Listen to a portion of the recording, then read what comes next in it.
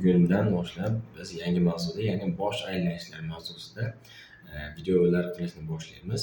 Bugun qisqacha bu bosh aylanishlari haqida gaplashib o'tamiz. Umumiy tushunchalar bersak, bosh aylanishi ko'pchilikda umrida uchrab turuvchi holat hisoblanadi. Yengil bosh aylanishdan tortib toki bosh aylanib bemor turolmay qo'yadigan, muvozanati buziladigan darajagacha bo'lishi mumkin. Bosh aylanishi ko'pchilik vrachlar uchun ham diagnoz qo'yishda qiyinchilik tug'diradi. Chunki bemorlar uni turli xil ta'riflaydilar. Xuddi kemirni chayqalyapman, boshim aylanyapti, boshimni ichi sovqotyapti. Shu kabi terminlar bilan albatta shifokorlarni chaqirishadi. Termin qanchalik, ya'ni bosh aylanishi qanchalik yaxshi izohlab berilsa, shifokorga ham diagnoz qo'yishda shunchalik oson bo'ladi. Biz avvalo bosh aylanishi haqida gapirishda vestibulyar sistema haqida gaplashib o'tishimiz kerak. Shu rasmda ko'rib turibsizlar, bosh aylanishini qanday boshqarilishi ko'rsatilgan. Birinchi o'rinda markaziy proyeksiyalari va periferik proyeksiyalarni ajratib olishimiz kerak. Markaziy proyeksiyalarga o'sha bosh miyani ichidagi tuzilmalar kirsa, periferik strukturalarga bizda o'sha vestibulyar nerv, kohlear sistema va labirint sistemasi kiradi.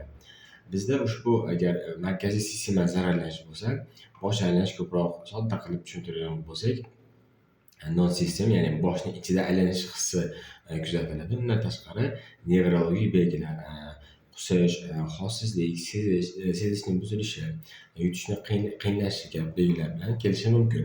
Periferik zararlanishlarda ko'proq boshning kuchli aylanishi, ko'ngil aynishi, eshitishni pasayishi kabi holatlar bilan ham birga keladi. Albatta bularni ajratib olish diagnostik va davolashda ham katta ahamiyatga ega hisoblanadi. Bizda o'sha eng ko'p uchrovchi kasalliklarga DPBG kasalligi, vestibulyar nevronit, vestibulyar labirintit, vestibulyar migren, postural gipotenziya kabi kasalliklar kiradi. Kamroq uchrovchi kasalliklarga bo'lsa o'sha vertebra vaziyat sohadagi insult, tarqoq skleroz, Menier kasalligi uchrab turadi. Bosh aylanishda bemor hech qanday harakat qilmayotganda o'zini harakatlanayotgandek deb his qilishiga aytiladi. Bu aniq kichkina sodda ta'rif.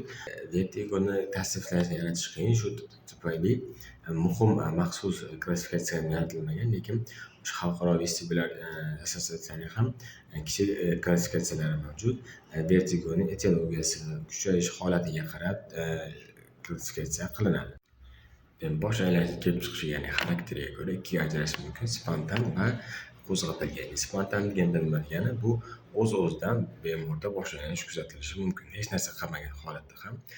Qo'zg'atilganga nimadir orqali uni qo'zg'atish mumkin. Ya'ni bemorda harakat orqali, yotganda, yotkizib turgizganda yoki uni chuqur nafas oldirilganda, bosh orqali, chirantirish, bosim ko'rsatish orqali ushbu bosh aylanishni chaqirish mumkin. Bu o'sha qo'zg'atilgan bosh aylanishiga kiradi.